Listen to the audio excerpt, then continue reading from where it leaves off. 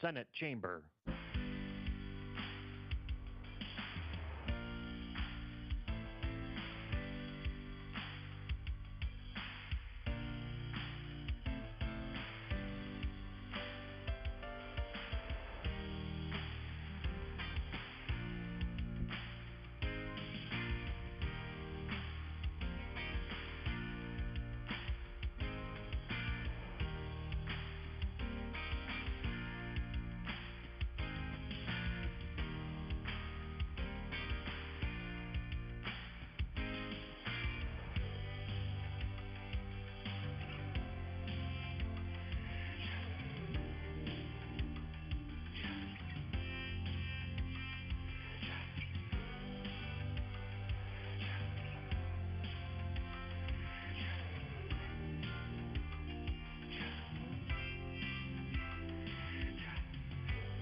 Did you know that you can watch the Senate live on YouTube?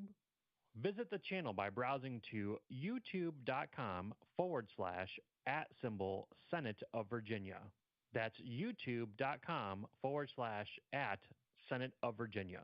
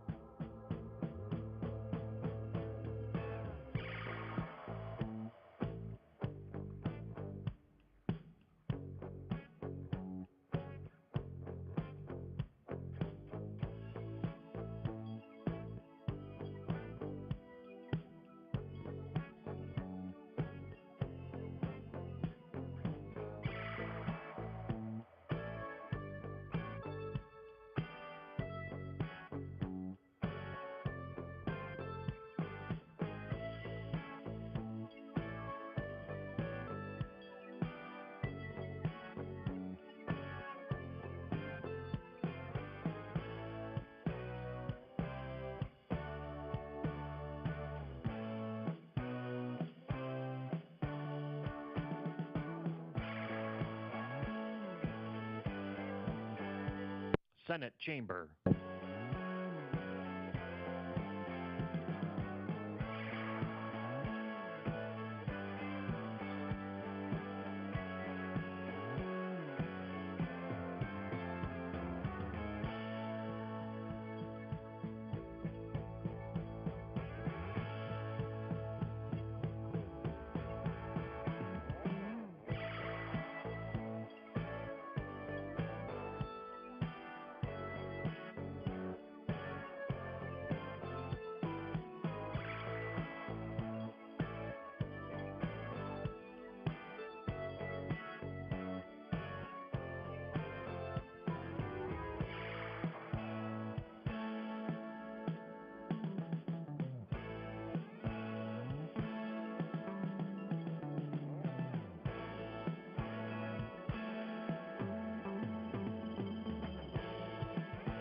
This is the Senate of Virginia, Richmond, Virginia.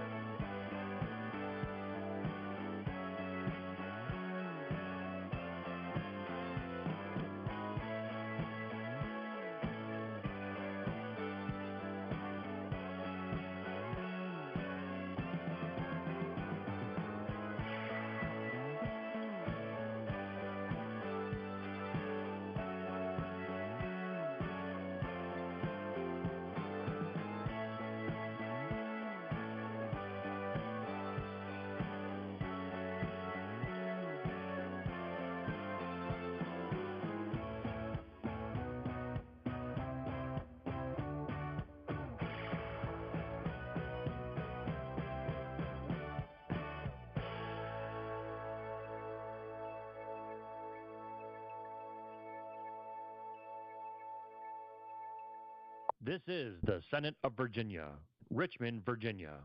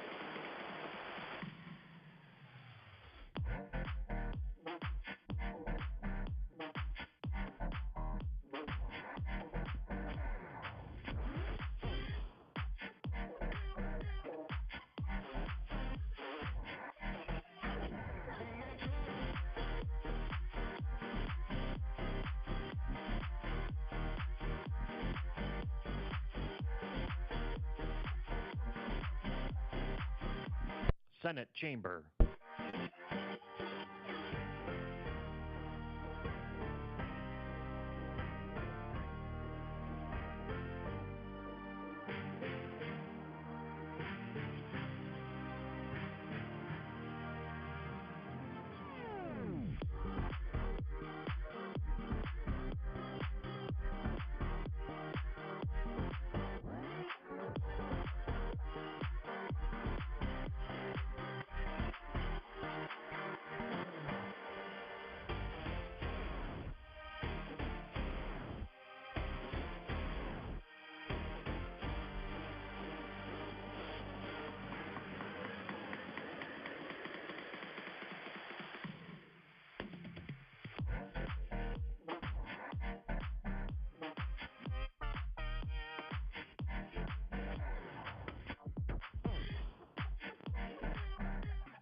Did you know that you can watch the Senate live on YouTube?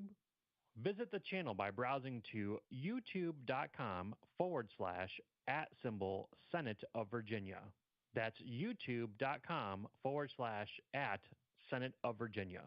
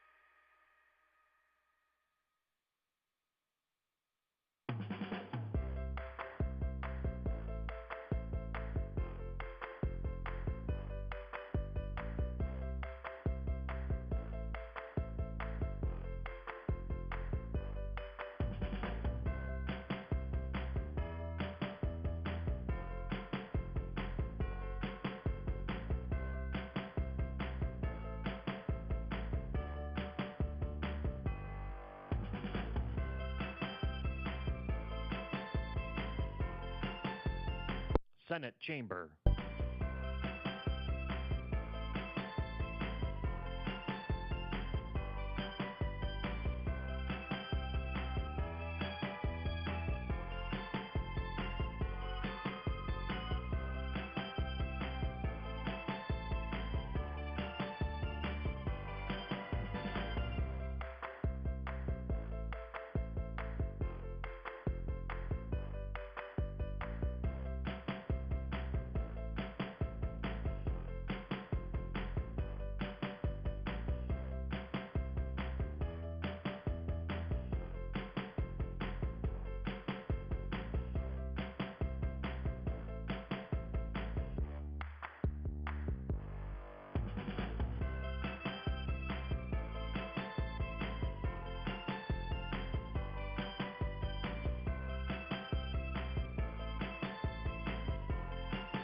This is the Senate of Virginia, Richmond, Virginia.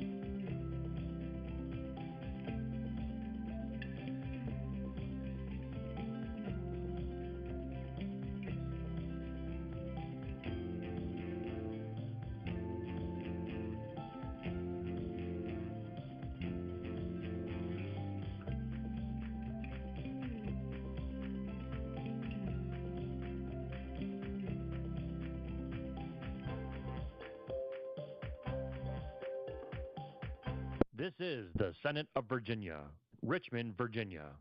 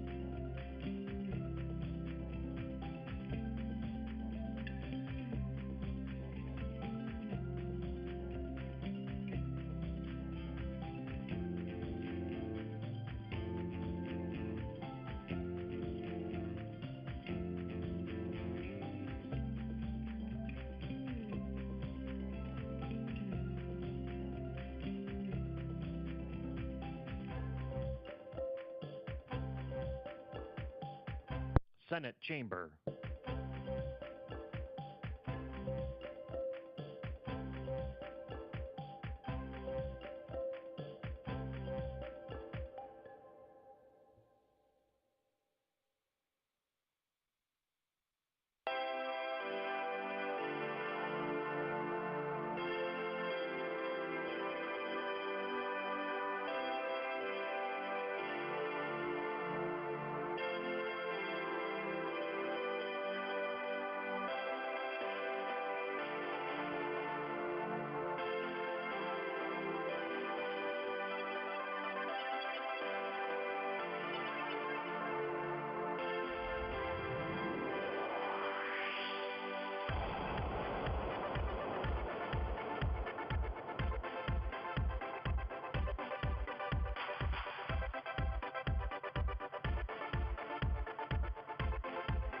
Did you know that you can watch the Senate live on YouTube? Visit the channel by browsing to youtube.com/@Senate of Virginia. That's youtube.com/@Senate of Virginia.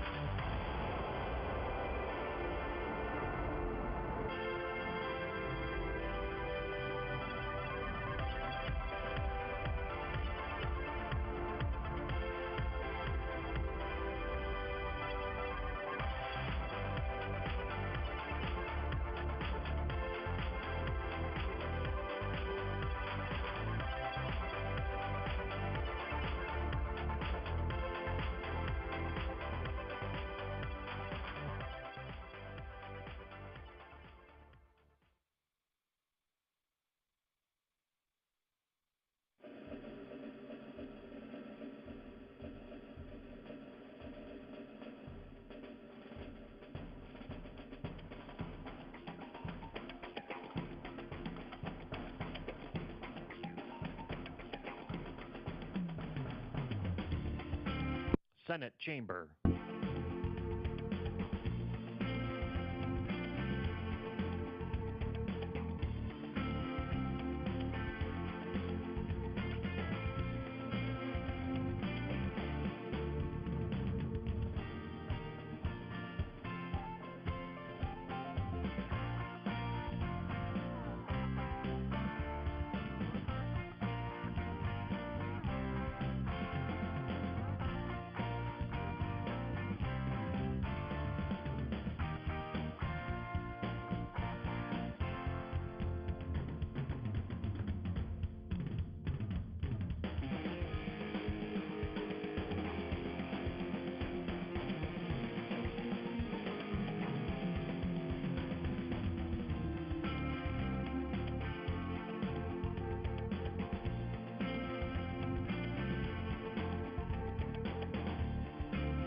This is the Senate of Virginia, Richmond, Virginia.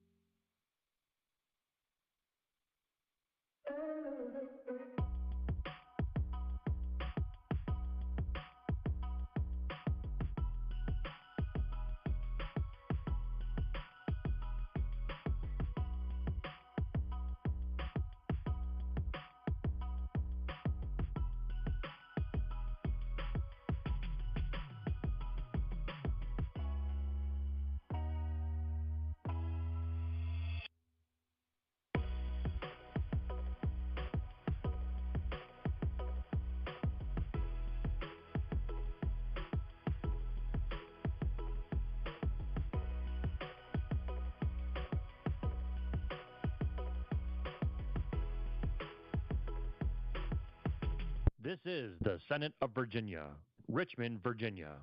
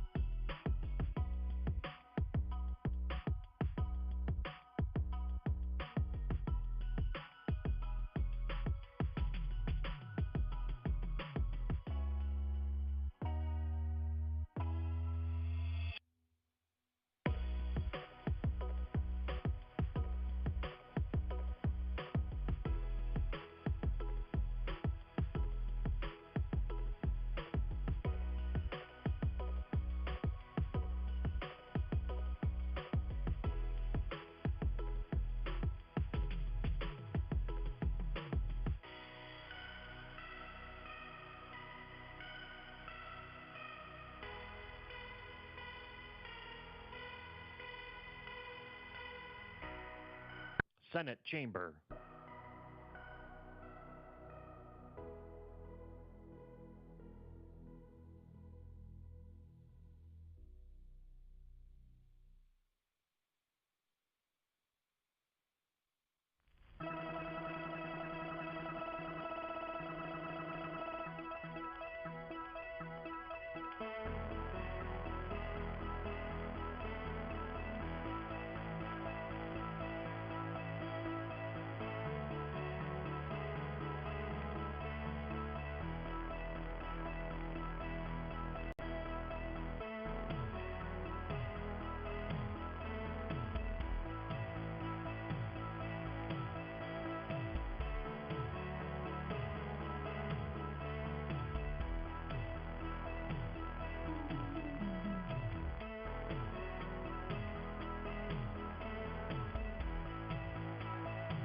Did you know that you can watch the Senate live on YouTube?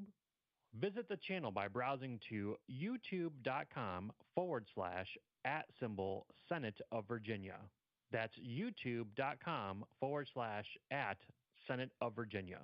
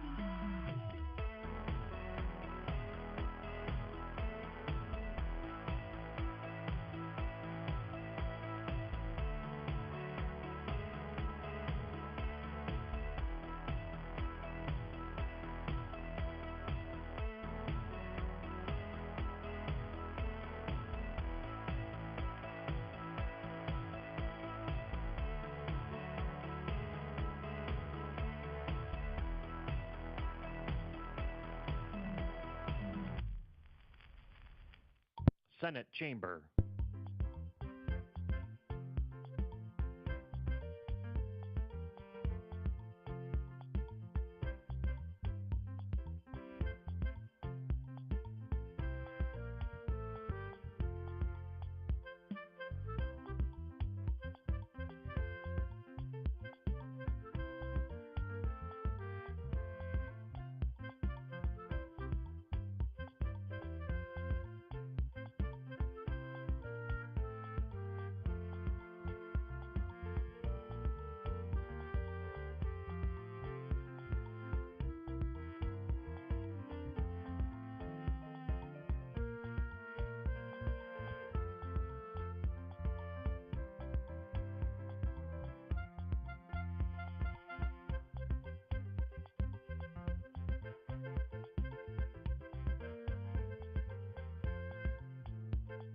This is the Senate of Virginia, Richmond, Virginia.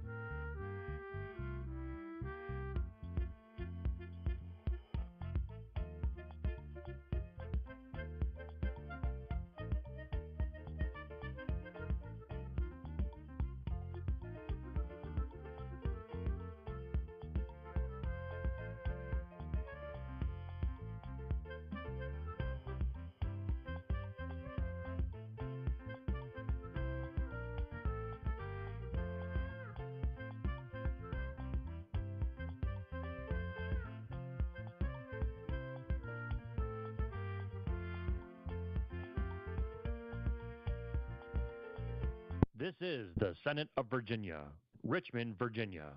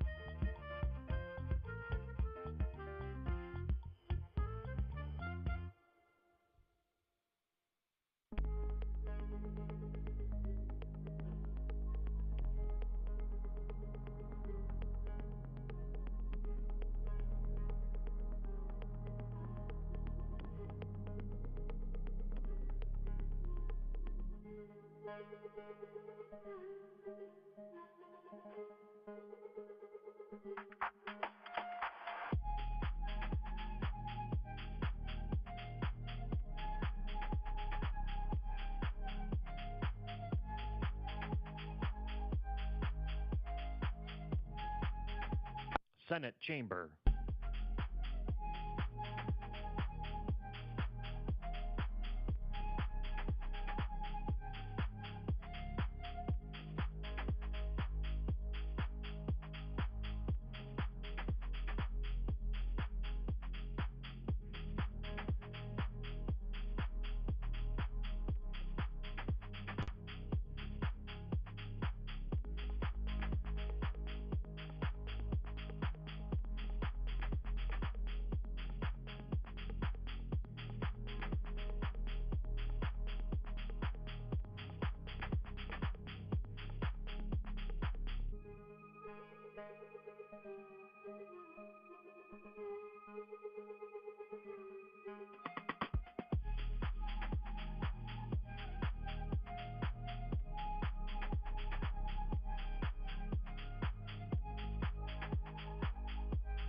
Did you know that you can watch the Senate live on YouTube?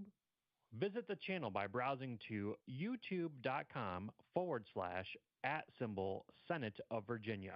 That's youtube.com/@Senate of Virginia.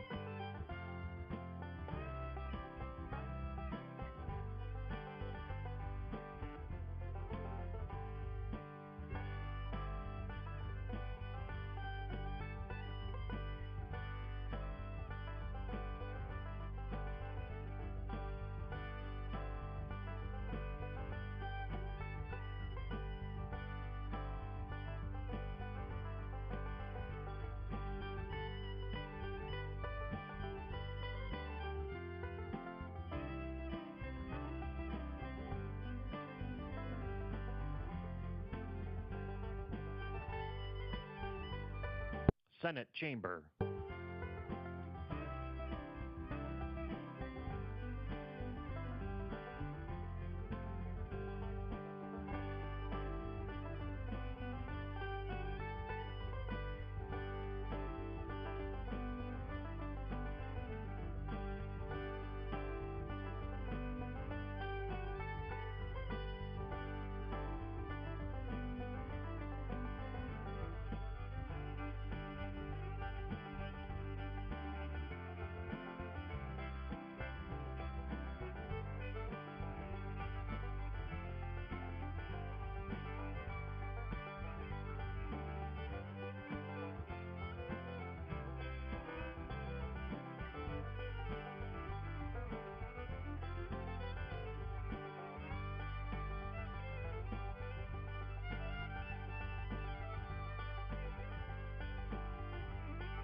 This is the Senate of Virginia, Richmond, Virginia.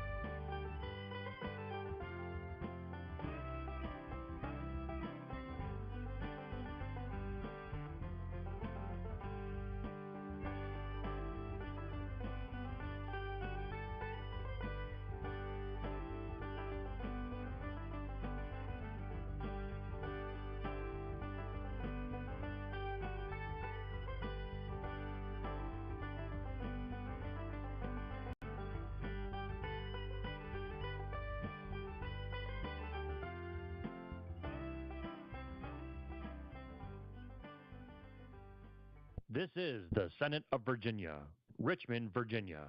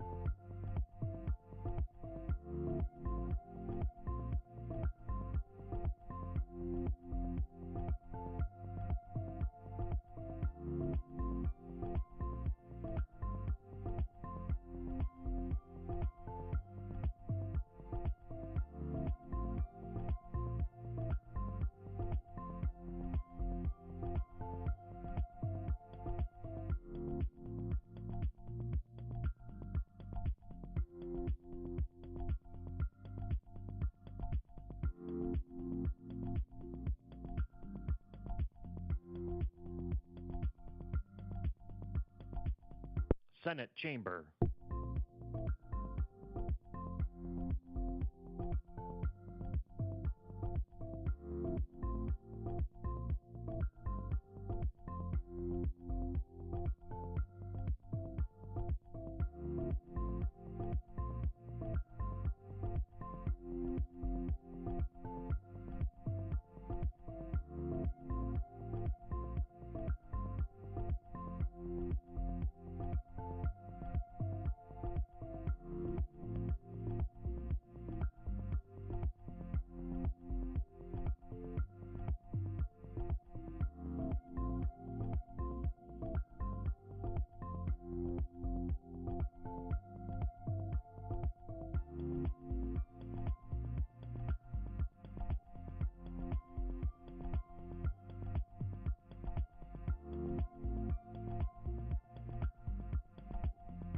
Did you know that you can watch the Senate live on YouTube?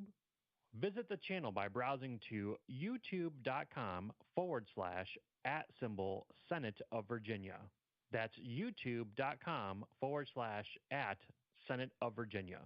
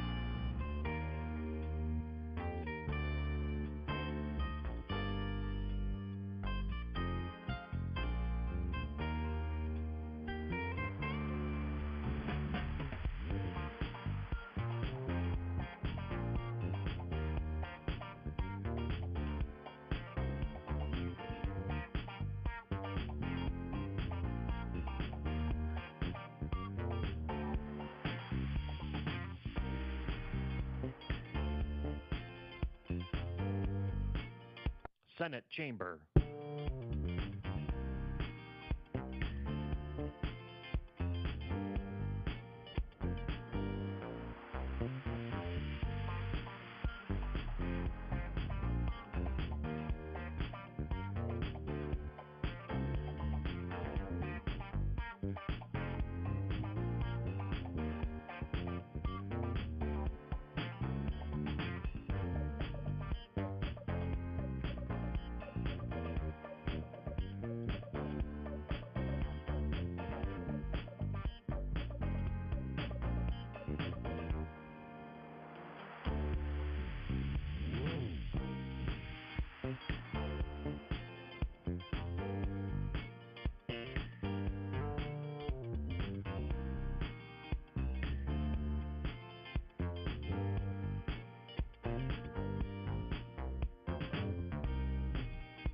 This is the Senate of Virginia, Richmond, Virginia.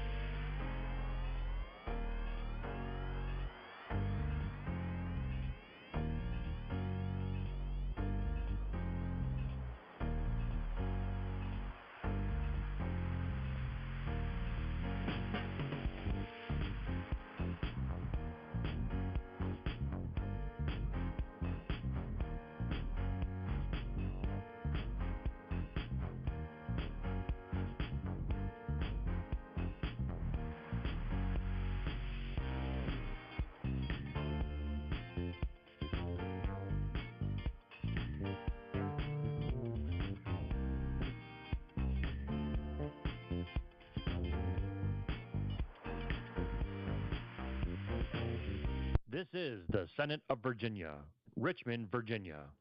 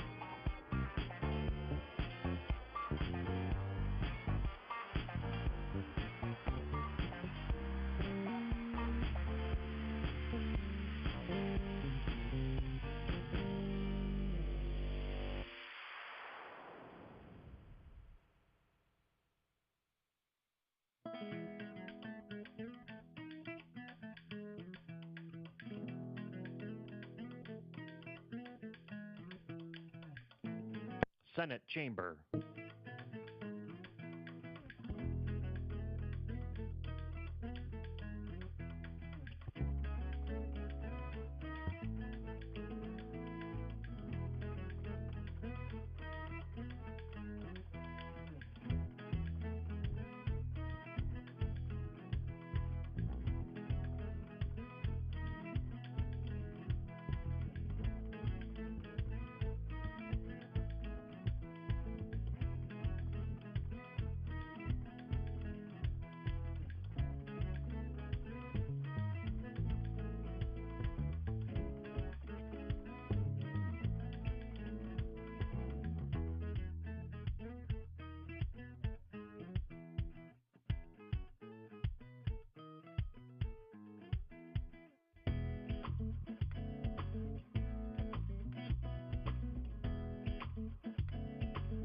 Did you know that you can watch the Senate live on YouTube?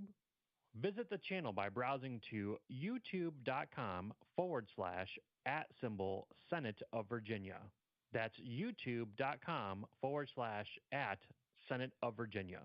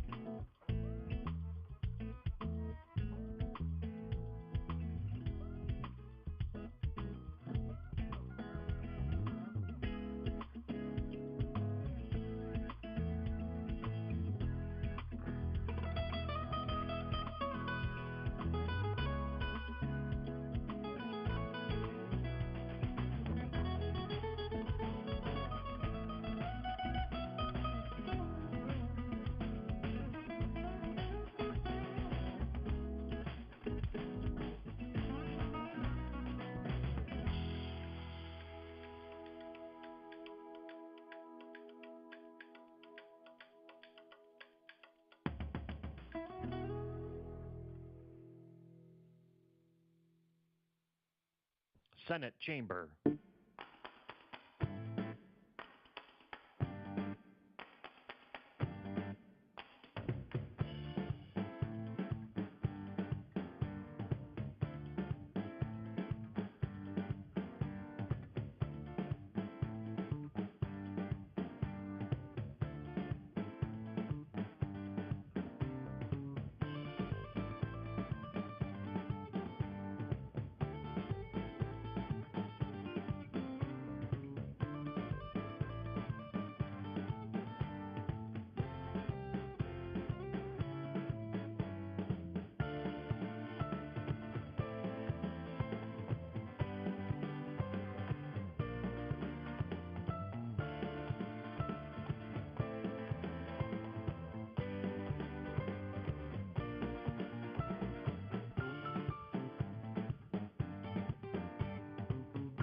This is the Senate of Virginia, Richmond, Virginia.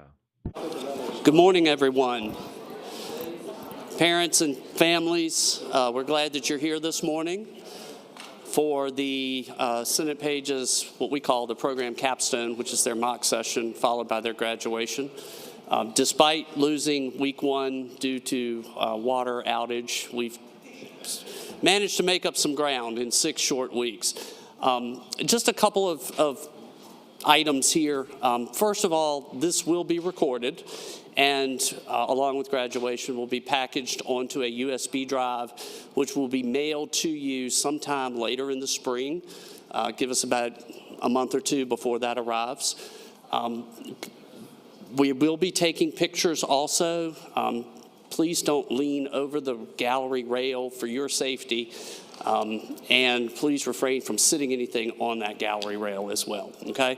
We're glad you're here, and I'm going to turn it over to the class at this point. Thank you.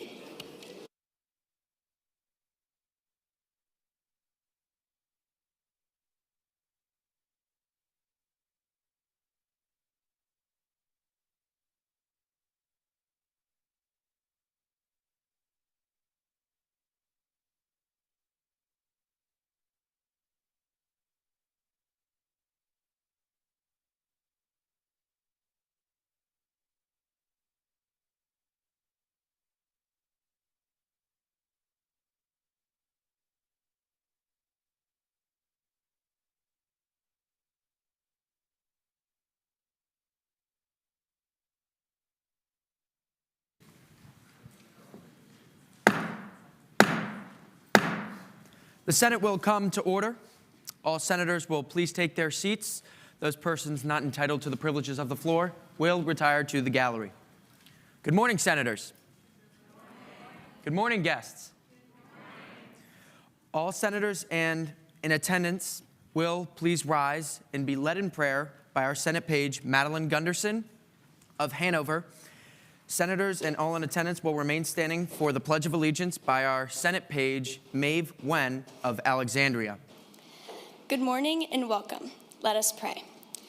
Dear Lord, we just want to thank you for this amazing opportunity you have brought upon us as Virginia Senate pages. As of today, we all just want to thank you for all you've done in our lives. Throughout this program, we have appreciated your wisdom, strength, and guidance you have blessed us with to allow us to work hard and diligently on our 2025 capstone project. We are very thankful for all of these amazing people you have brought into our lives. Thank you, Lord, for allowing us to grow as individuals and letting us demonstrate to others how we can take leadership in what we do. We give you all of our praise, and in your name we pray. Amen. I pledge allegiance to the flag of the United States of America and to the republic for which it stands, one nation, under God, indivisible, with liberty and justice for all.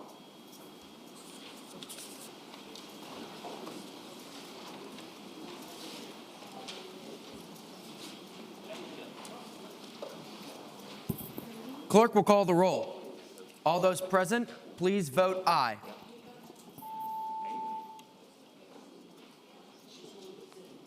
The clerk will close the roll. Ayes 33, no 0. Ayes 30, oh, no, I don't say that, sorry.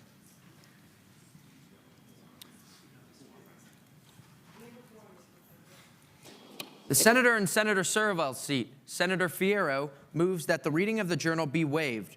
All those in favor of waiving the reading of the journal will record their votes aye. Those opposed, no. Are the senators ready to vote?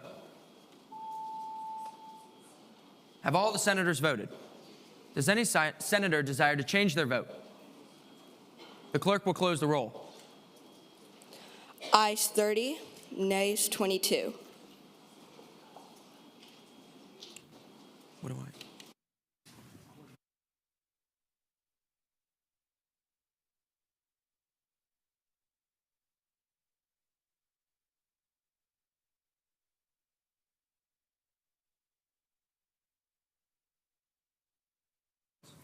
The clerk will report any communications from the House of Delegates.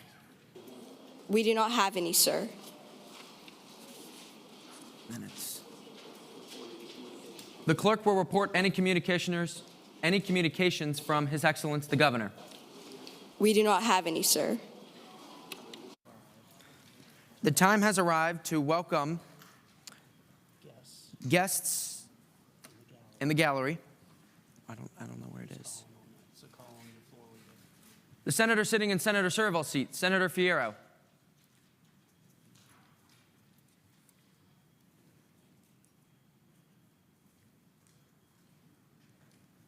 I had them out of order. That's why.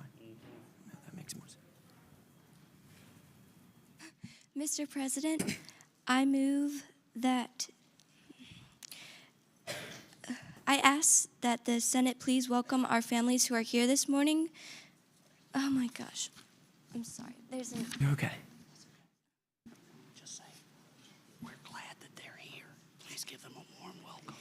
We are very glad that the families are here, and I would ask us all to please give them a warm welcome. Welcome, families. We are glad to have this morning with you all. We thank you for allowing your children to participate in this once-in-a-lifetime opportunity. Some of you drove 5 minutes to get here, and some drove 5 hours. I also want to thank our Senate supervisors, Ms. Edie, Ms. Insminger, and Ms. Sahar, as well as our Senate page directors, Mr. Finch and Ms. Trumbo. Also, a warm thank you to our chaperones, Miss and Mrs. Snow. I would ask that the Senate join me in welcoming our guests and distinguished mentors.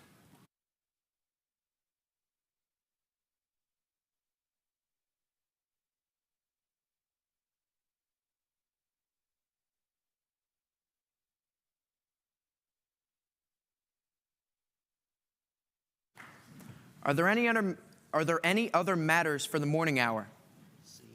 Seeing none, the clerk will call the calendar. Senate calendar for Friday, February 21st, 2025. Regular calendar, capstone bills on third reading.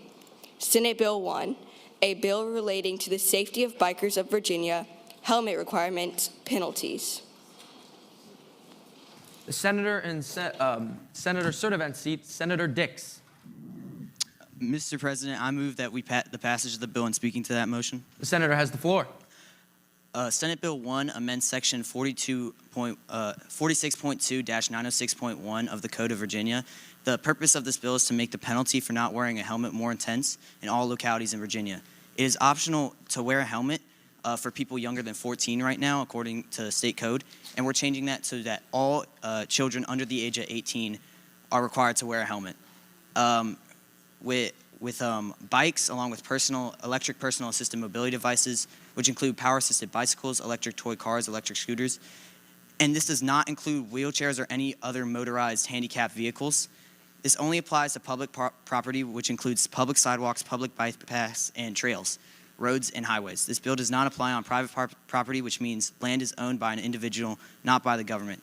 This includes private neighborhoods. This bill also changes how people are penalized for not complying with this requirement. First off, changing the penalty to a 3-strike system where the first 2 penalties will be a $75 fine and the third penalty will be an additional fine, but also a 6-month bike suspension on the third penalty until a helmet is obtained and the fines are paid. If a minor under the age of 14 receives 6 such fines, the legal guardian of the child will receive a misdemeanor account of child neglect. A study done by Cleveland Clinic has shown that helmets can reduce serious head injury by 60%, reduce traumatic brain injury by 53%, and number of cyclists killed or serious injury by 34%. In 2021, there were 544 bike accidents involving cars, 16 bike crash fatalities, and 500 other bike crashes in Virginia. On average, a person's brain doesn't continue developing until 20 to 25. Many other countries have this law, and it has been only seen as beneficial. The senator and Senator McDougal seat, Senator McDougal.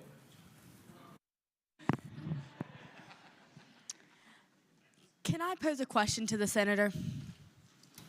Does the senator yield? I'm going to yield to my co-patron, Senator Wiley. The senator yields. The senator from Hanover has the floor.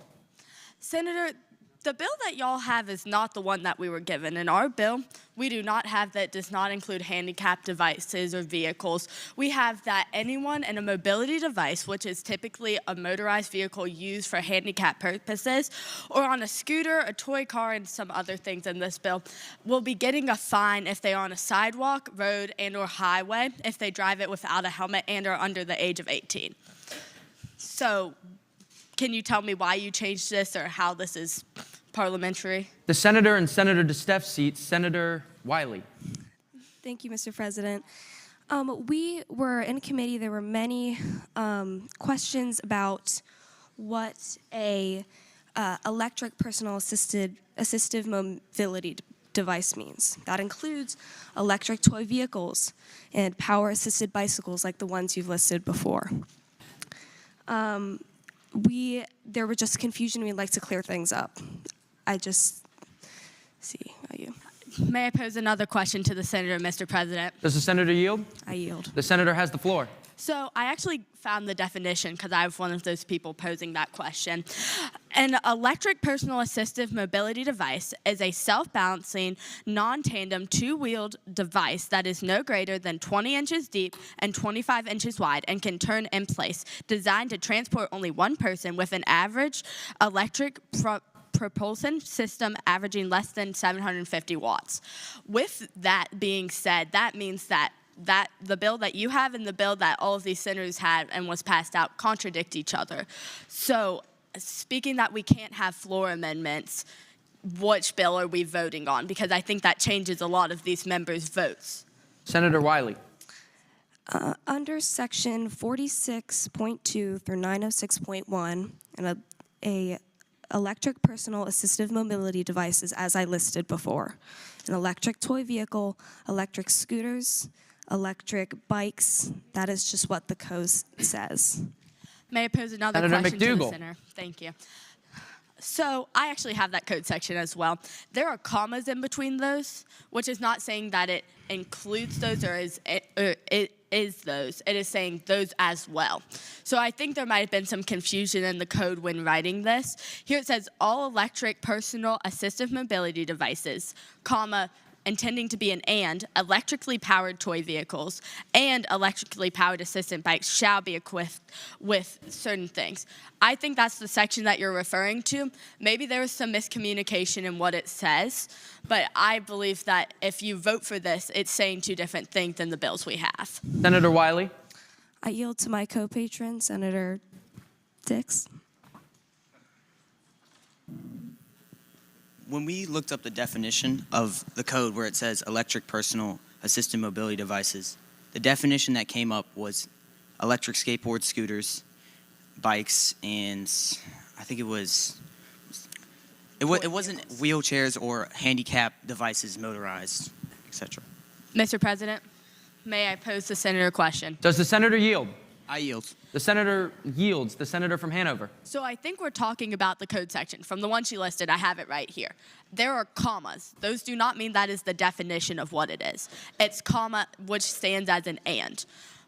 So I'm asking you, there's a difference between a comma and there's a difference between a definition. These are commas, not definitions. So what is your bill doing regarding that? Because right now, if I'm at Target trying to take one of those motorized carts because I have mobility issues and I'm 16 and I can drive, if I'm on that sidewalk, if I'm in that public parking lot, if I'm on that road crossing the street, I'm gonna get a $75 fine. And if it happens multiple times, my parents might get charged with a misdemeanor.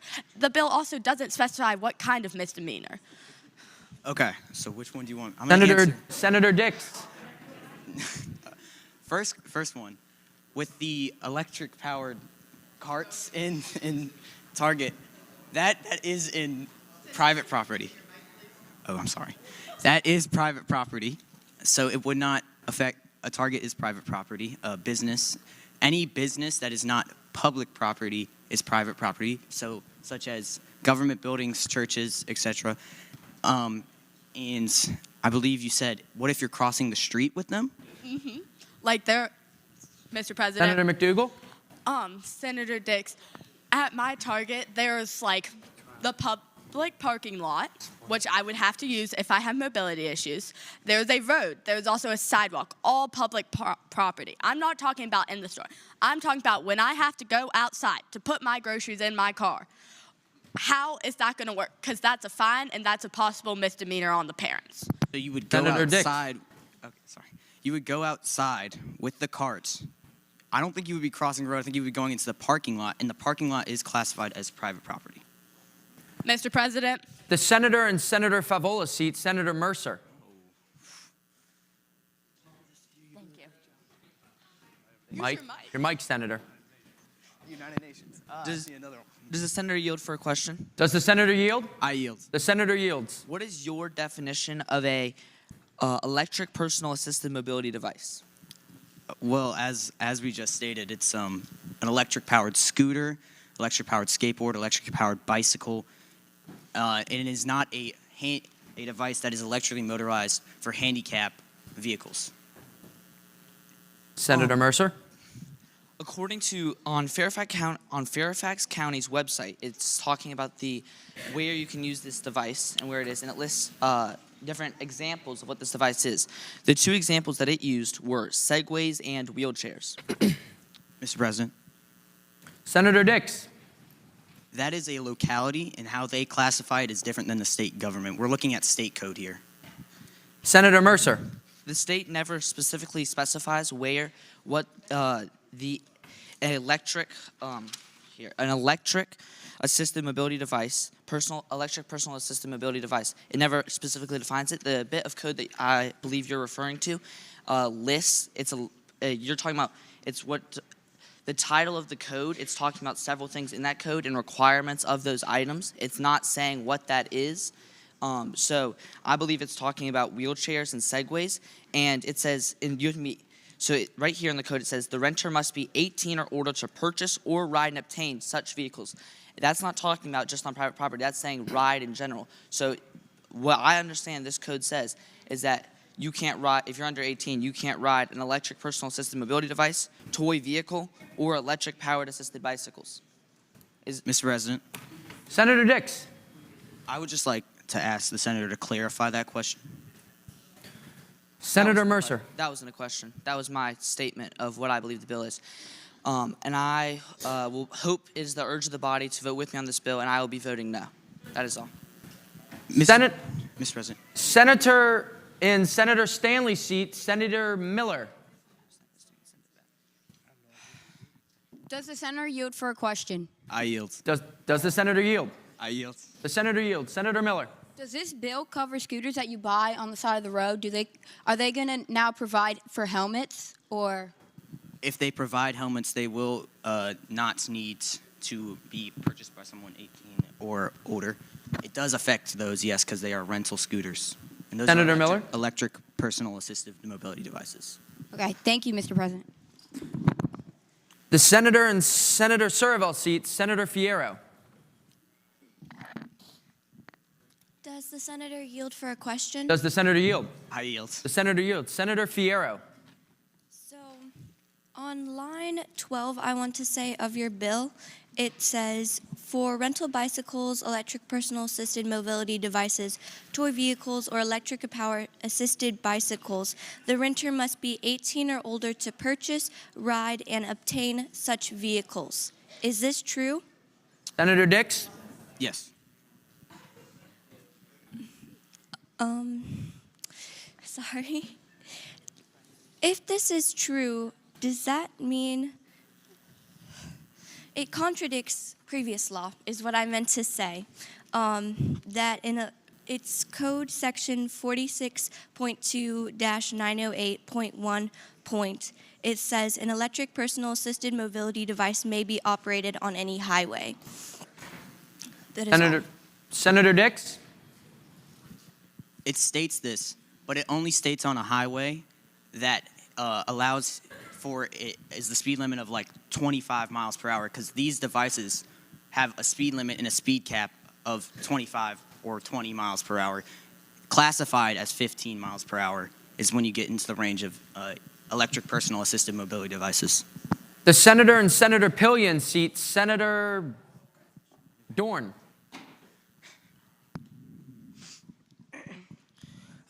Will the senator rise for a question? Does the senator yield?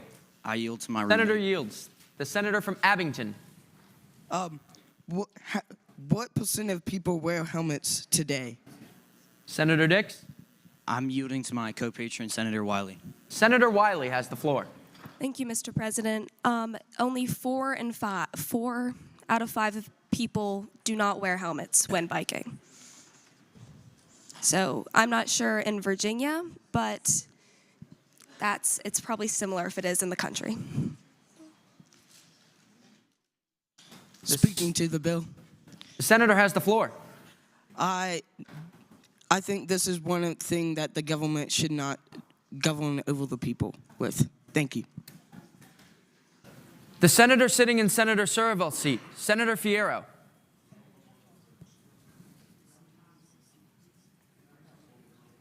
President, I move the pending question. The question is, shall the bill pass? All those in favor of passage of the bill will record their votes aye. Those opposed, no. Are the senators ready to vote? Have all the senators voted? Do any senator desire to change their vote? The clerk will close the roll. Oops, sorry. The clerk will close the roll. Ayes 14, nays 18, R36 2. The bill fails. Ayes 14, noes 18, R36 2. The bill does not pass. The bill fails.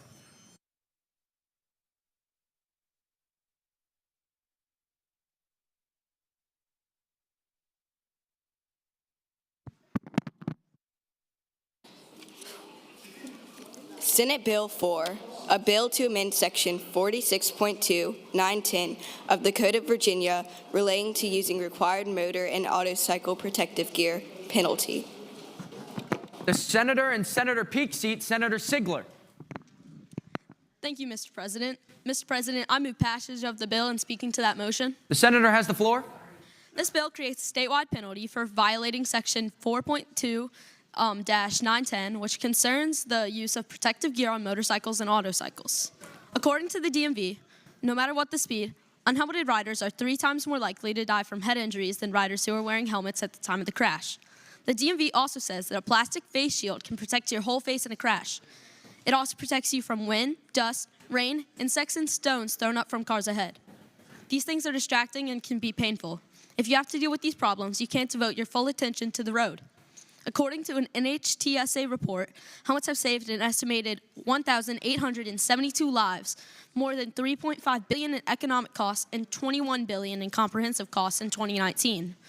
Motorcycles are 37% for riders and 41% for passengers, effective in preventing deaths, and the risk of head injury by 69%. All of this data makes it clear that people need to use the required protective gear. Multiple studies have shown that if people know about the punishment they will receive, they are less likely to commit the crime. This is the purpose of the safety meeting after the conviction. It will notify people about the risks of not using their helmets and such, and give them information about how they will be punished. This also explains why the punishment is more severe after the first offense. The misdemeanants will know the law and the punishment. At that point, they're blatantly disregarding the law and their own safety. In conclusion, this bill will not only save lives with scientifically backed discipline proven to deter this reckless behavior, but also save some money. The senator in Senator Jordan's seat, Senator Lyons.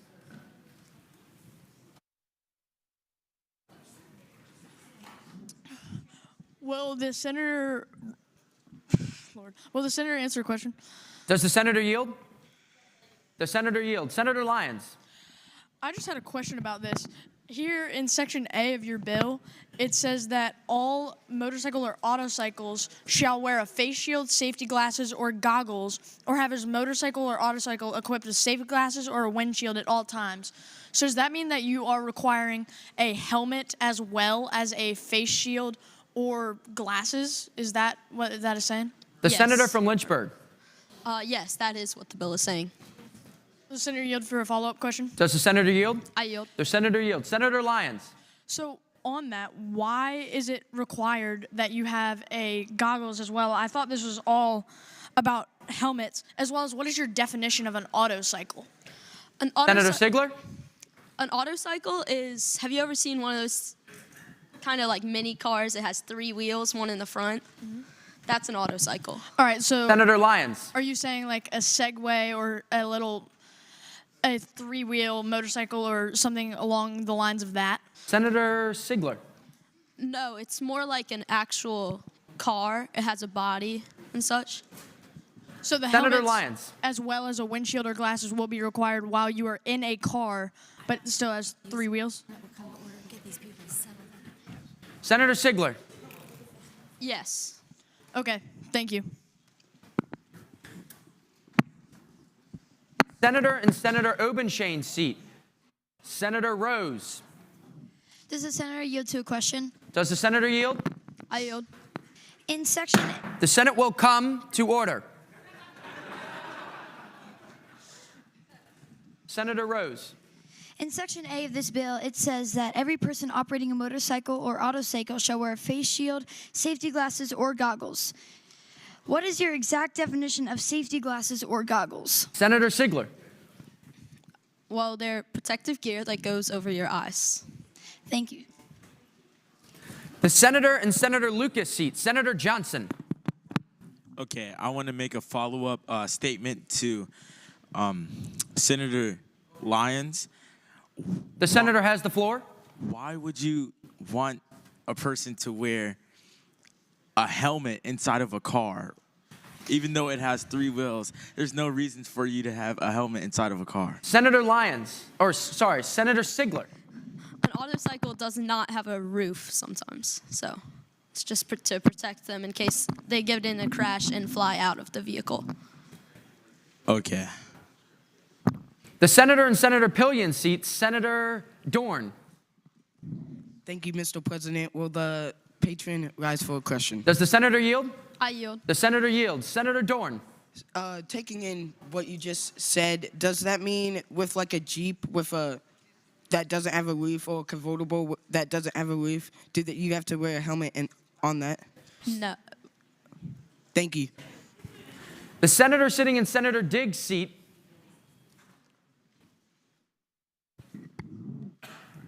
Senator Howard. As mentioned in the bill, it says that you need to have your helmet approved by the Department of Transportation or the Snell Memorial Foundation. Will you be going there to get it approved by them, or will it just have to meet the required expectations? Senator Sigler. They have already set expectations, and you'll just need to be using a helmet that is already in their requirements or approved helmet list. Okay, thank you. The senator sitting in Senator Surivel's seat, Senator Fierro. Mr. President, I move the pending question. The question is, shall the bill pass? All those in favor of passage of the bill will record their votes aye. Those opposed, no. Are the senators ready to vote? Have all the senators voted? Does any senator desire to change their vote? The clerk will close the roll. Ayes 22, noes 10. The bill passes. Ayes 22, noes 10. The bill passes.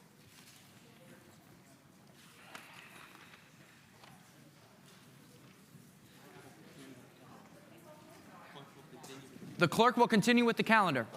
Senate Bill 14, a bill relating to the subject of teacher and/or school staff violations regarding the 504 plan of the Rehabilitation Act of 1973 and the IEP. The senator in Senator Surivel's seat, Senator Fierro. Mr. President, I move the passage of this bill and speaking to that motion. The senator has the floor. I myself have been diagnosed with ADHD and have a 504 plan, which is a contract between you and your teacher to accommodate your special needs. There is no set repercussions if a teacher wishes not to follow that, which I find to be, not right with our government. So this bill changes that and adds a tiered repercussion system that I've told many of you about, and it also gives schools the jurisdiction to start programs to educate teachers about 504 plans and IEPs. Thank you for your time. The senator in Senator Pekarsky's seat, Senator Nishanian.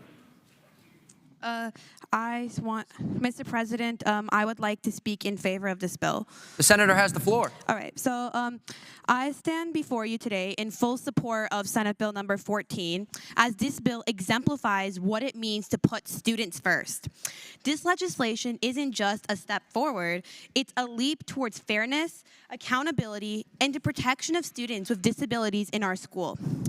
This bill ensures that 504 and IEPs, lifelines for many students, must be upheld. It sets clear standards for how schools should handle violations. It creates a fair system that holds teachers and staff accountable while also offering opportunities for growth and improvement. What I love about this bill is that it's not about punishing educators, it's about empowering them to do better and protecting students who rely on these vital plans for their success. And what makes this bill stand out is how it gives students a voice. With its confidential reporting system, students can safely report violations without the fear of retaliation. It respects their privacy while ensuring that their concerns are taken seriously. That's a game changer for students who may have previously felt powerless. This bill is necessary. It tells students with disabilities, we see you, we hear you, we will provide your right to an equal education. I proudly stand behind this bill and urge you all to do the same. By voting for this bill to pass, we can create a school system that lives up to its promise of fairness, opportunity, and respect for every single student. Thank you. The senator in Senator Durant's seat, Senator Sigmund. Does the patron rise for a question? Does the senator yield? I yield. The senator yields. The senator has the floor. What does the senator believe counts as breaking the terms of a 504 agreement? Senator Fierro? So what I personally qualify as breaking or not following a 504 plan or IEP is if it is stated to provide blank for a student and the teacher fails to do so, whether it's ignorance or malicious intent, it doesn't matter. Does that answer your question? Senator Sigmund. Yes, that answers my question. Thank you. The senator and Senator Cypher's seat, Senator Gunderson. Mr. President, will this patron yield for a question? Does the senator yield? I yield. The senator yields. Senator Gunderson. How will this plan be executed, and is this a locality's choice or the state's choice? So, I will answer your second question first. We purposefully, and it is stated in the bill, leave final decisions up to the locality, and the reason for this is because big cities like Richmond and Alexandria are much different than smaller counties throughout the Commonwealth. So one punishment for one teacher may be vastly more harsh for another, but we do set guidelines to ensure that there is no strict or no too lenient of a punishment. What was your first question? My first question was, how will this plan be executed? So, following what is listed in this bill is that we allow students to report if a teacher has violated their 504 plan or IEP. That will then go through the state, and they will review it and verify it and then send it to the school. And then the school will then take the precautionary actions listed in this bill. Does that answer your question? Yes, thank you. The senator sitting in Senator Head's seat, Delegate Senator Rasool.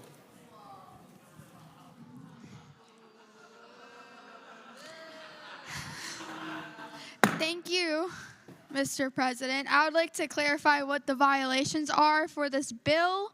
So the first violation, if a teacher were to violate the 504 plan or IEP once, they would have a meeting with parental guardians or advocate for the student at the school with the case managers and teacher. The second violation would be a meeting between teacher, case manager, and school board.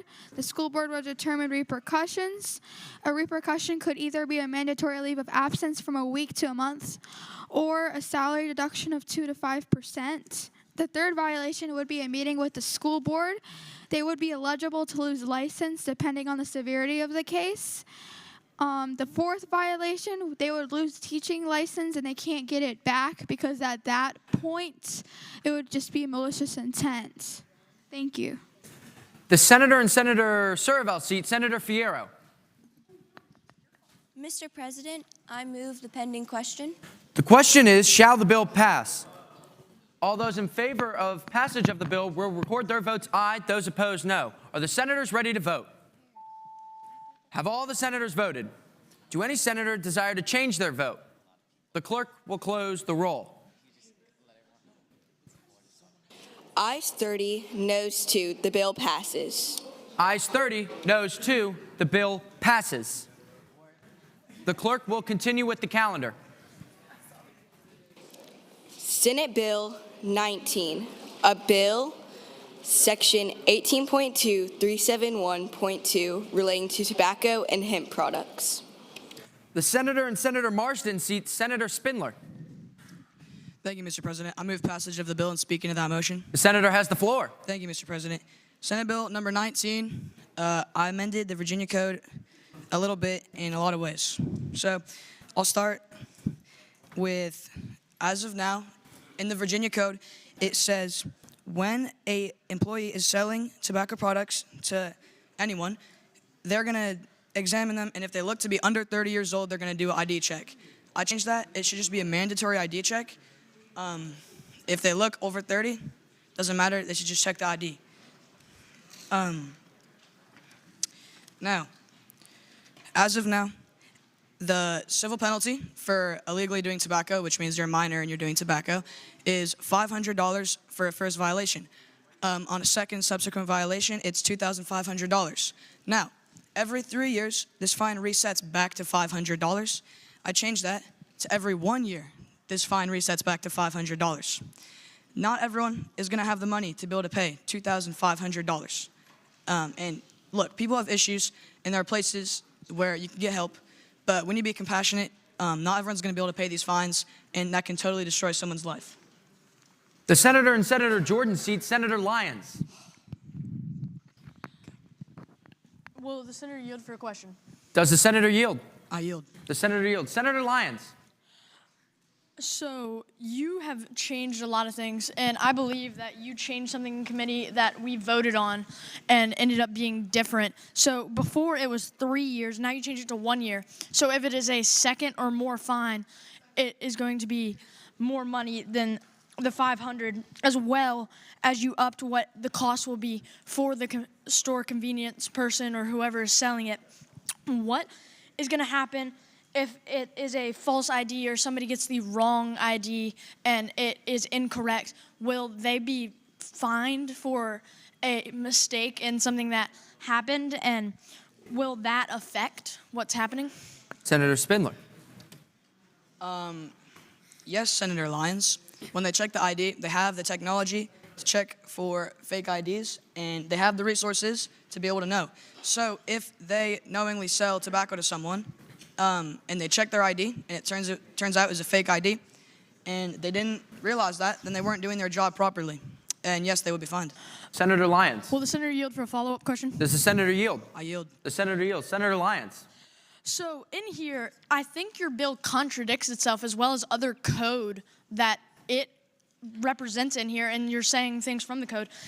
Right here in subsection B, I believe, and this does not apply to mail orders, so if you order it, that does not apply. So that's, I think, the first thing, but as well as it talks about the definition of retail tobacco products, and in one part, it says that includes any e-devices, e-cigarettes, e-vapes, e-cigars, I think was the next one. And then on the end, in a later part, it says that all of that does not apply anything that has vapor. And I don't understand where that comes from, as well as it talks about nicotine in one part, and then in the next part, it says that nicotine doesn't matter. And you amended code that says now that nicotine does not have the age limit or the ID requirements.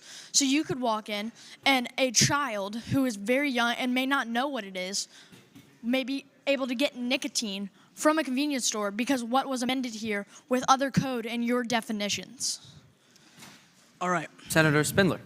I have two things to say. Number one, I had nothing to do with this original code. This has nothing to do with what I amended. It sounds like you have an issue with the original code. And when you say it has nothing to do with nicotine, it says here whether or not the substance contains nicotine in the e-vapor devices. That is one specific thing, e-vapor devices. And it's whether or not it contains nicotine. Some of them don't. The senator sitting in Senator DeSteff's seat, Senator Wiley. Does the senator yield for a question? Does the senator yield? The senator yields. So I'm looking at the part where it talks about the classes through, I think, 4th grade up until 12th grade. And they're saying that PE teachers will do this. Are they educated enough? Do they have enough information to be able to educate these kids correctly? Yes, Senator. Okay. It says here right below that, the school board will provide the curriculum. The teacher is just relaying it to the students. The teacher does not need any specific training or knowledge on this subject matter because the school board is providing the curriculum. Mr. President, I would like to finish presenting this bill. The senator has the floor. Okay.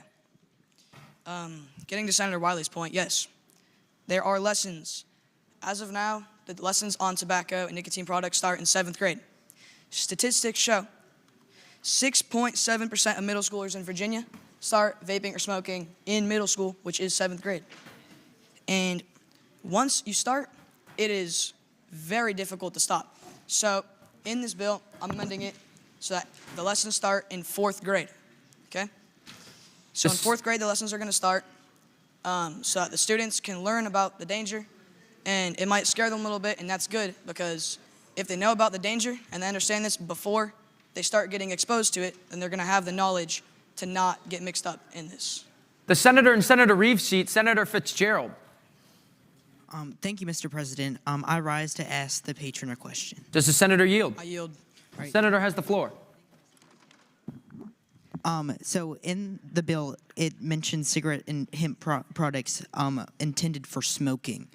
And I see that it looks like it's been changed here. So I was wondering if that was done on purpose, because as you know, that there are tobacco products like dip and zins that can be sold and used by minors. So thank you. Senator Spindler. Okay. It says here, let me get the page. Hemp product and hemp product intended for smoking mean the same as those terms are defined in Code 3.2-4112. In this code, it states that intended for smoking means any product that derived from the cannabis plant. All right. Senator Fitzgerald. All right, thank you. I don't have any more questions. The senator in Senator Locke's seat, Senator Fitzgerald. Does the senator yield for a question? Does the senator yield? I yield. The Senator Fitzgerald has the floor. So you mentioned the percentages of how many teenagers smoke or vape. What was that again? I'm sorry, what? What was the percentages of the amount of teenagers that smoke or vape? 6.7% of middle schoolers in Virginia smoke or vape. So I was doing some research yesterday, and I found that that study was from 2021, and I found a more recent study that said it was over 64%. So I was just wondering where you got your sources from. Senator Spindler. My sources was the Virginia Department of Health, and they do these studies, and I'm sorry for not clarifying, this was 2021. What were your sources for 64%? Senator Fitzgerald. I searched up most recent studies. It was a government site. I don't know which one though, but yeah. The senator in Senator Williams-Graves' seat, Senator Mason. I'd just like to say I'm in opposition to this bill due to misinformation. The senator in Senator Surivel's seat, Senator Fierro. I wish to briefly speak about this bill. The senator has the floor. I think that the change to educating them from 4th grade is really important. I agree with the senator about creating a healthy fear about these products. They can be extremely addictive and dangerous. And if this hasn't already been mentioned, I just want to say that while we were talking about this bill, someone told me that when they were younger, they had like the classes about how dangerous tobacco can be, and they actually convinced their dad to stop smoking. That's all I would like to add. The senator in Senator Surivel's seat, Senator Fierro. I would also like to ask the pending question. The question is, shall the bill pass? All those in favor of passage of the bill will record their votes aye. Those opposed, no. Are the senators ready to vote? Have all the senators voted? Do any senator desire to change their vote? The clerk will close the roll.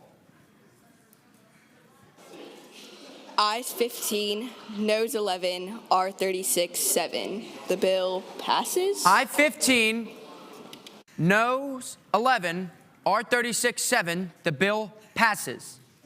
The clerk will continue with the calendar. Senate Bill 26, a bill to amend the Code of Virginia by adding Chapter 31 of Section Title 56 relating to the recycling of solar panels regarding their installment ability. The senator in Senator McDougal's seat, Senator McDougal. Mr. President, I move this bill pass. Speaking to that motion. Senator has the floor. Mr. President, Bill number 26 is relating to making it a requirement to have a 25-year plan for recycling when applying for a solar panel farm permit. That plan must use a Virginia-based center for recycling that is approved by the GSA, the General Services Administration.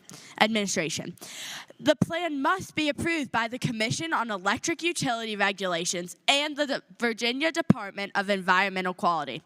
If you do not get your plan approved, you will lose your solar license, state contractor's license, business license, contractor's license, and electric contractor's license.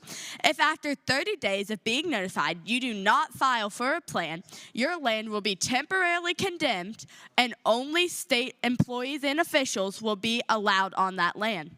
Just to make it clear to everyone, this bill is only for commercial use, not residential. In our bill, we define it 30 solar panels or less is residential.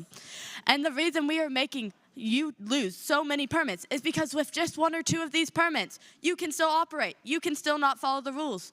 And 30 days, you've been notified, you can file. This plan will take an hour to fill out.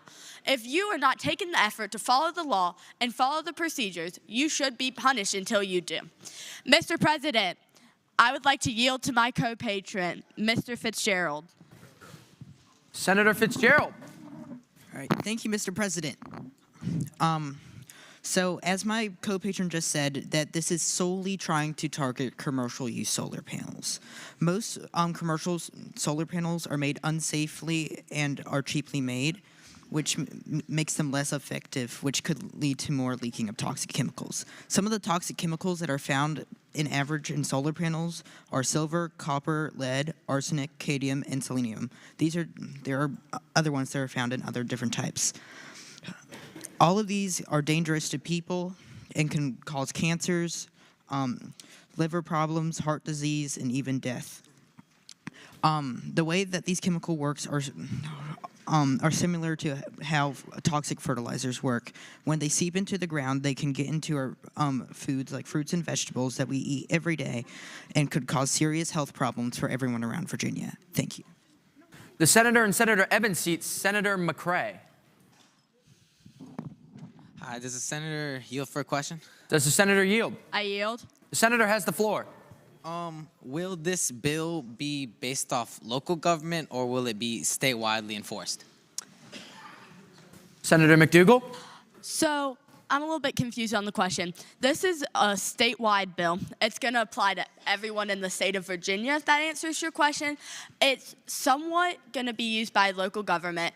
They are not going to be the ones who are doing the checks. The commission that, in fact, the bills are being approved by, they're going to be the ones approving the plans and making sure that these people are following them. Does that answer your question, Senator? Yes, thank you. Yes, sir. The senator in Senator Stanley's seat, Senator Miller. Thank you, Mr. President. I stand to, how do you say it again? Yay this motion.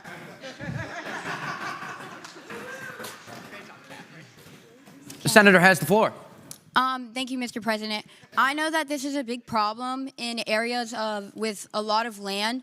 I've seen a lot of solar panels around Beaver Dam and what's it called again? Ashland. So I know this is a big problem with food. So I just like to say yes to this bill. Thank you. The senator in Senator Perry's seat, Senator Perry. Why is this a better option than just requiring the company? Oh, wait, will the patron yield for a question? Does the patron yield? I yield. Senator Perry has the floor. Why is this a better option than just getting the companies to build the solar panels better so that they won't leak? Senator McDougal? So, Senator Perry, the thing is there are so many requirements on how you build these solar panels that if you try to amend that in the code, you're going to end up messing up how these solar panels work in the first place. And the way the solar panels are, the chemicals in them there will eventually in the future be a way to make it so that they don't leak. But that's going to cost so much money, and that's going to kind of defeat the purpose of having eco-friendly energy and making it a cheaper, more effective way to make energy, not using coal. So the whole point is to make requirements to do the best with what we have right now. That answers the senator's question. Yep, thank you. The senator in Senator French seat, Senator Carpenter. Thank you, Mr. President. Does the senator yield for a question? Does the senator yield? I yield. Senator Carpenter. About the recycling centers, it says here that the private sector companies must pay for them. Can you elaborate on that? Senator McDougal. Yes, so this is not a state-funded issue. This is if you choose that you're going to make solar panels and have these solar panel farms, you need to have a process of how you're recycling them and what you're doing with them. Because it shouldn't be the state's issue that you're creating a problem and you're not cleaning it up. It's like throwing your trash on the sidewalk and saying, oop, it's not my fault, someone else deal with it. So we're saying that these state corporations, these corporations that are making these, that are causing these issues, have to use these recycling centers that are Virginia-based to bring Virginians jobs to recycle and clean up their problem that they're creating, if that answers the senator's question. Yes, and may I ask a follow-up question? Does the senator yield? I yield. Senator Carpenter. How will we enforce keeping these up to like the proper recycling standards? Senator McDougal. So I assume you're talking about the centers. These centers have to be approved in the bill. It says the centers have to be approved by the General Services Administration, which this administration does checks, and to be approved, it's biannually. So they're going to come back, they're going to be like, are you following the rules? Are you making sure that people aren't going to be hazardous? Are you making sure that everything's going to plan? This is part of that administration. That's their job. So that's why it has to go through, has to get approved by this, so that we keep these recycling centers up to code and safe, so that we can keep everyone safe. And one more question, if that's okay. Does the senator yield? I yield. Senator Carpenter. What will we do if the companies don't want to pay for this? What do you mean? Which thing are they not paying for? The recycling centers. So the companies do not, in fact, need to pay for the recycling centers. Right? Recycling centers can be by that company, can also be out-of-state companies, but they just have to have a center in Virginia. Right now, me and my co-patron are talking about it. There are companies in West Virginia, Maryland, pretty sure Kentucky, that already have these centers. You can be owning your company, you can be making solar panels, you just have to find someone. You can make it. If you want to do that, go for it. But you just have to find someone to make this recycling center. And these recycling centers, they're very cost effective based on the other studies that we've seen in other states. So when Virginia starts going more towards solar, which we already are right now, you've seen bills on the floor about it currently, it's going to be a more issue that we're going to focus on, which means people are going to come to Virginia looking for jobs, looking for money, looking for a way to make a company. And that's kind of the objective, if that makes sense. Thank you, Senator McDougal. For what purpose does the senator in Senator Serville seat rise? Mr. President, I move the pending question. The question is, shall the bill pass? All those in favor? Order. All those in favor of passage of the bill will record their votes aye. Those opposed, no. Are the senators ready to vote? Have all the senators voted? Do any senators desire to change their vote? The clerk will close the roll. Ayes 19, noes 13, R36 1. The bill passes. The clerk will continue with the calendar. Okay. The final bill, Senate Bill 32, a bill relating to the overfishing of menhaden in the Chesapeake Bay. The senator sitting in Senator Diggs' seat, Senator Howard. This is Senate Bill 32, and this is about the overfishing of the menhaden in the Chesapeake Bay, which has been significantly impacted by the excessive fishing practices of omega protein.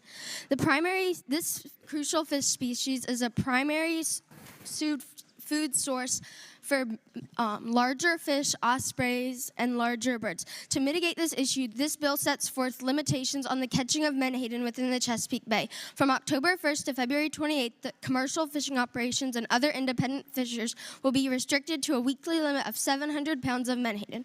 I now yield the floor to my co-patron, Madeline Gunderson, sitting in Senator Cypher's seat. From March 1st to September 30th, the weekly amount of commercial fishing operations will be limited to 700 pounds. That was during mating season. Without the other months, it would be 1,050 pounds. And then with these regulations, we would apply it to all fishing vessels maintaining in menhaden activities. In order to monitor compliance, each fishing vessel will be required to maintain a daily log documenting the amount of menhaden caught for that day. These inspections will be conducted by the Virginia Marine Police, who already currently do stuff in the Chesapeake Bay. I also yield to my other co-patron in Senator Rouse's seat. The senator sitting in Senator Williams Graves' seat, Senator Geller Cheney. I rise in opposition to the bill.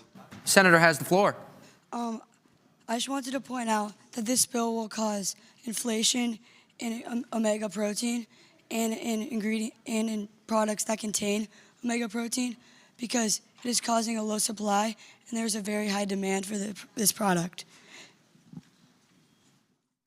The senator sitting in Senator Reeves' seat, Senator Fitzgerald.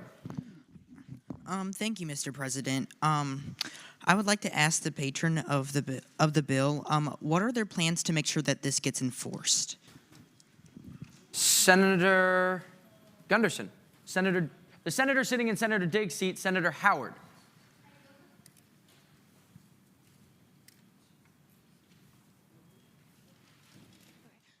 I yield the floor to my co-patron, Maeve Nguyen, sitting in Senator Williams Graves' seat. The senator sitting in Senator Rouse's seat, Senator Wen. Thank you, Mr. President. Mr. President, I would like to finish presenting the bill. The senator has the floor. Thank you. As Senator Gunderson said earlier, the Virginia Marine Police would conduct these inspections. They would receive a raise of 2%, which will be provided by the menhaden fines for overfishing. For every time the fisher would go over the weight limit, $1,000 would be the initial fine, and every 100 pounds they go over after that would be an additional $500 to the fine. This will serve as a deterrent to overfishing and uphold the integrity of the established limits. Additionally, public awareness will be raised by posting informational signs at local docks, ports, and ports clearly outlining the new regulations and limits on menhaden harvesting. To add on to all of this, if the menhaden population begins to increase, the limits will decrease, meaning as the numbers in the population begin to grow, the limits will become more and more lenient as time goes on. Thank you. The senator sitting in Senator Marsden's seat, Senator Spindler. Thank you, Mr. President. I rise in opposition to the bill. Senator has the floor. Thank you, Mr. President. I love the intent of this bill, but in my opinion, there's a major flaw. I think me and the co-patron, Maeve Wen, we did the math. If this company were to follow the guidelines that are being set in place right now, these amendments, with 1,050 pounds of fish, we're going to use the not mating season, they would make $15,000 for like one batch. Am I correct?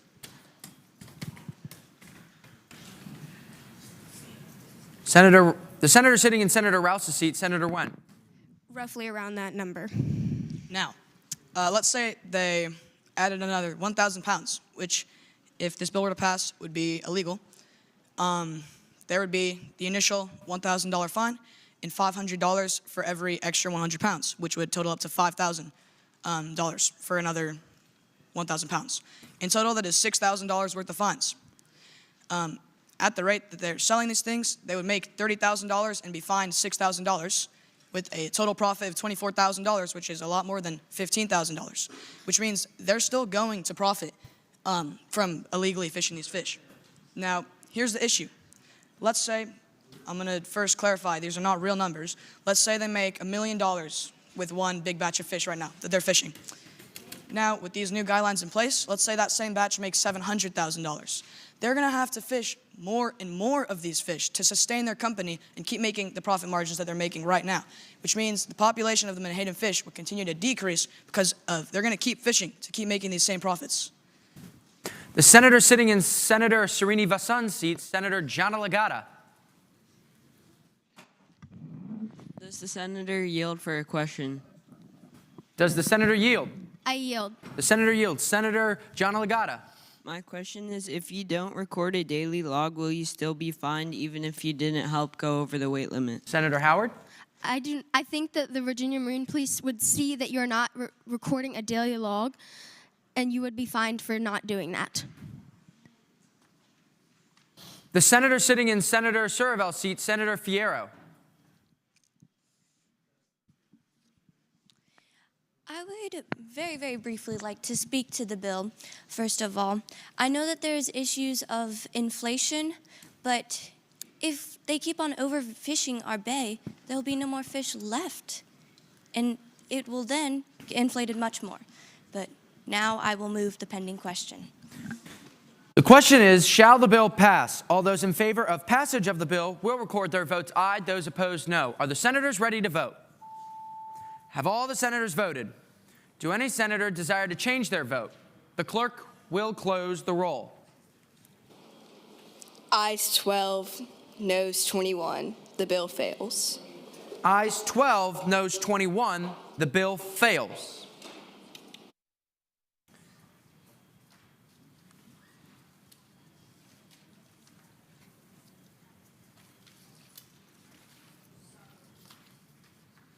The senator sitting in Senator Surivel's seat, Senator Fierro.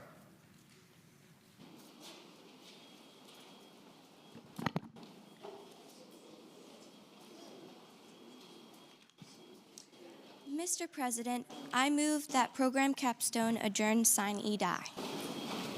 The senator sitting in Senator Carol Foy's seat, Senator Gallard-Cheney. I rise in points of personal privilege. The senator has the floor. Senator Rouse asked me to do this, and I give a big shout out to the Senate basketball team for winning the Capitol Classic on Monday.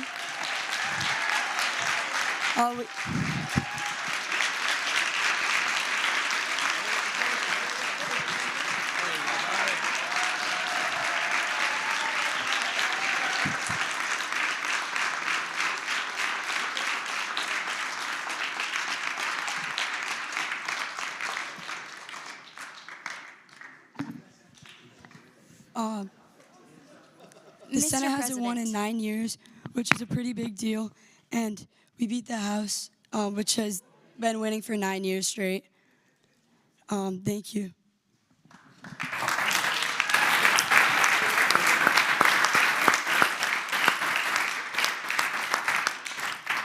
The senator sitting in Senator Surivel's seat, Senator Fierro.